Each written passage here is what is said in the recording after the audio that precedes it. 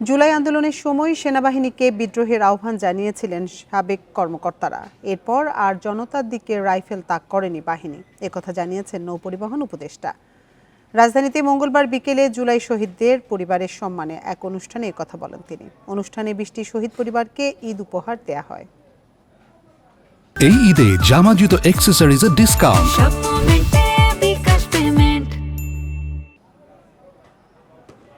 5 আগস্টে শেখ হাসিনার পতনের পরও যাত্রাবাড়ি আর সাভারে আন্দোলনকারীদের ওপর আইনশৃঙ্খলা বাহিনীর গুলি চলে। তবে রাজধানীতে সে সময় সেনা সদস্যদের ঘিরে উচ্ছ্বাস প্রকাশ করে সাধারণ মানুষ। এর ঠিক আগের দিন মিরপুরে আন্দোলনে গুলি চালানোর বিরুদ্ধে মিছিল করেন সাবেক সেনা কর্মকর্তারা। মঙ্গলবারে গুলশানের লেকশোর হোটেলে জুলাই শহীদদের পরিবারের সম্মানে হিরোজ অফ 24 অনুষ্ঠানে এসব বিষয় তুলে আনেন নৌপরিবহন উপদেষ্টা।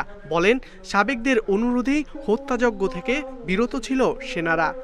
ভীত পরিবেশের মধ্যে ছিল, কারণ যদি আর 2 দিন সময় পেত তাহলে হয়তো আমাদেরকে উঠিয়ে নিয়ে যেত, কারণ আমরা সেনাবাহিনীকে সরাসরি রিভোল্ট করতে বলেছিলাম এবং আল্লাহর রহমত যে তারপরে থেকেই সেনাবাহিনী কিন্তু আপনাদের কারোর উপরেই রাইফেল উঁচু করেনি। এমনকি আমি দেখেছি যে ছাত্ররা ঠিক তারপরে পরে ট্যাঙ্কেও চড়ে গেছে।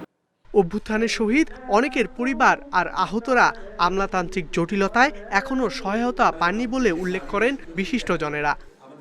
যেই মানুষের রক্তের উপর হেঁটে আমরা এই জায়গায় এসেছি, সেই মানুষগুলিকে এই আমলাতান্ত্রিক জটিলতা বুঝিয়ে তাদেরকে বাদ রেখে আমরা চলে যাচ্ছি এবং বিভিন্নভাবে অজুহাত দিচ্ছি, এটা হবে ওটা হবে। একটা বিপ্লব যেমন হয়েছে, আরেকটা বিপ্লব সামনে আছে।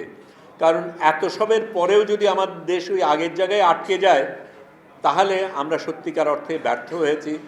শহীদ সন্তানদের ছাড়া প্রথম ঈদ করতে যাচ্ছে পরিবারগুলো, এ নিয়ে আক্ষেপ তুলে ধরেন স্বজনরা।